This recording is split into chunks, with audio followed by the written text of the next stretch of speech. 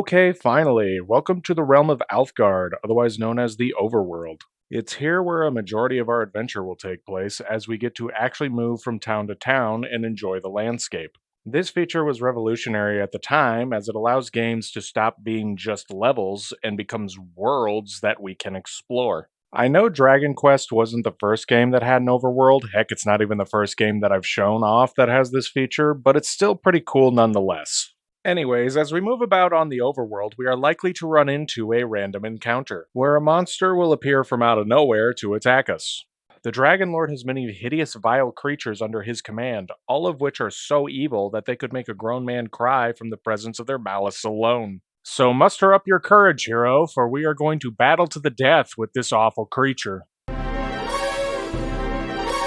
Aw, it's so cute. I want 1,000 plushies of it delivered to my house ASAP. So, this is one of the many monsters in this game, and its name is Slime. It's also the face of the entire series because of its effectively simple design. You might actually find the art style of this game to be a bit familiar.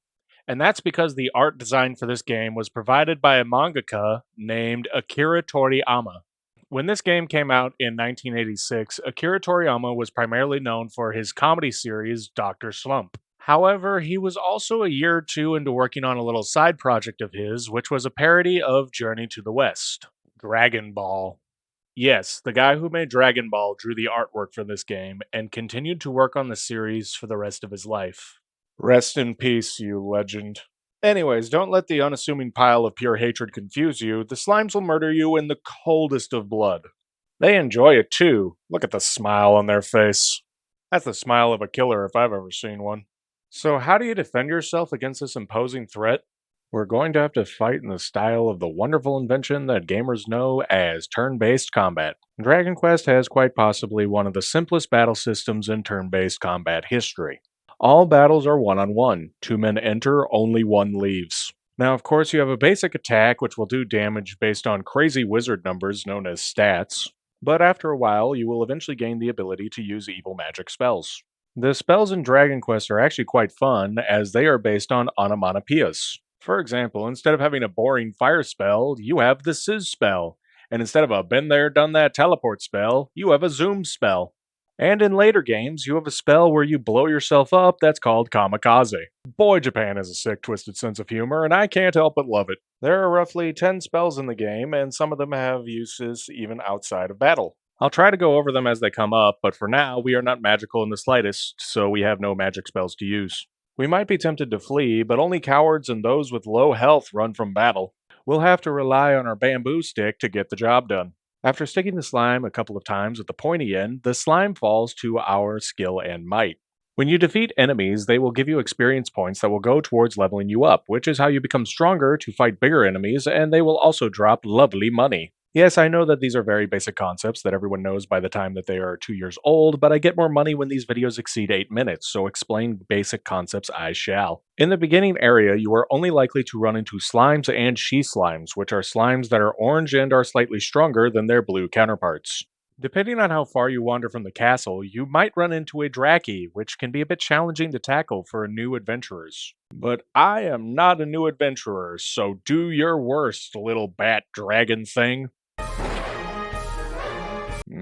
Well, that's not good. I should probably do a little training before I become a statistic to the least threatening looking monsters to ever exist.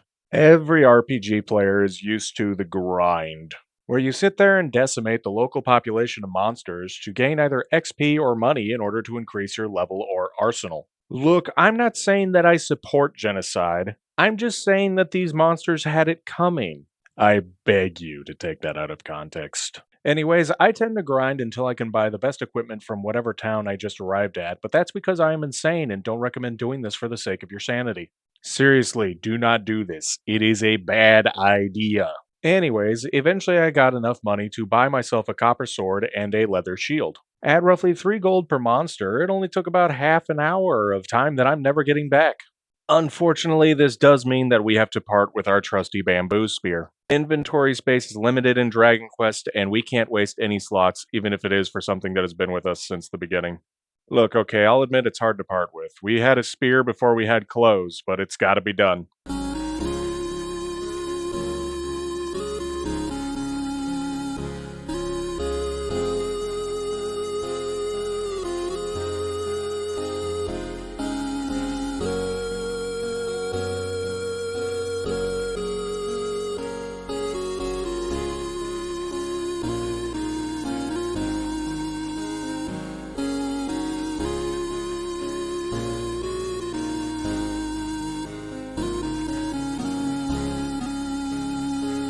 Anyways, we're now sitting roughly at level 5 and we gain 2 new spells along the way. The first one is Heal, which heals you, believe it or not. And the other one is Sizz, which is the fire spell I mentioned earlier. Sizz is a great spell to use when you are in a tricky situation, as Sizz is guaranteed to do quite a bit of damage. It might be the difference between defeating a monster or getting eaten by one, or whatever they do with you after they kill you. Yeah, on second thought, I don't want to think about that. Anyways, we should probably move on from Tantagle and head on to the next closest town, which, according to our map, which we can pull up at any time and is a bit more useful than this, the next town is directly to the north of us. We do have to pass a strange cave on the way there, but what are the chances that that will be plot relevant? Anyways, we'll eventually arrive at the town of Galenholm, which was at one point in time the home of a legendary bard named Galen. Apparently, he's also buried here, and so is his mythical lyre, which was said to make some of the most beautiful tunes you could possibly imagine, which I'm certain won't come up again in the plot. Anyways, there's a wannabe bard here who will play a lovely song for you if you desire. Oh, dude, that's amazing. Can you play Freebird? Anyways, you can find another weapon shop here in Galenholm. Let's hope this one doesn't break the bank. I mean, all things considered, I think it only costs like 300 gold pieces to fully equip myself at Tantagle. How much worse could it be in Galenholm? Oof, I'm gonna be here for a while. Anyways, while grinding for my next set of equipment, I overheard from one of the townspeople that the cave we passed by on our way here is actually a shrine that was built to honor Erdrick, our legendary ancestor. Ha! I knew this place was going to be plot relevant, and to think that you all doubted me. How dare. Anyways, let's head into the cave of Erdrick. Maybe there will be a treasure or something left behind by our ancestor to help us in our journey. I should probably note, do not enter this cave without a torch. You'll become more lost than a Baptist navigating the Vatican City. This cave is dark, like really dark. It's not your everyday garden variety darkness. This is advanced darkness. The good news is that it's so dark that not even the monsters bother coming in here. That or it's the ghost of Erdrick that scares them off. On second thought, that's the far more likely answer. Anyways, at the bottom of the cave, you can find a giant stone tablet. And this one isn't surrounded by weird monkey men like that one on Jupiter. Inscribed on the stone tablet is the following message. Ahem. I am Erdrick. Hear me well, bearer of my blood, heir to my destiny. Listening. If you would reach the evil island visible from Tantagle's shores. Oh, yeah, I forgot to show that off. Just look at that evil island. That's one sinister island, man. Anyways, you will require the 3 sacred artifacts. You're going to tell me what those are, right? Gather them, and you may yet cross to that accursed isle and destroy the evil, as I too did so long ago. Yeah, great job on that. Evil stayed destroyed for like what, a couple hundred years? Rookie numbers. Before my passing, I entrusted the 3 objects to 3 great sages. I have a distinct feeling that you are not going to tell me what these objects are. If the fates have been kind, their descendants guard them still. If the fates have been kind, if the fates were kind, would we still be dealing with the Dragon Lord? Dear Lord, this quest seems like it's going to fail before it begins. When evil rules the ill-starred isle once more. You gonna finish your thought there? Oh, there is more, okay. Gather the hallowed triad and strike a blow for the cause of light.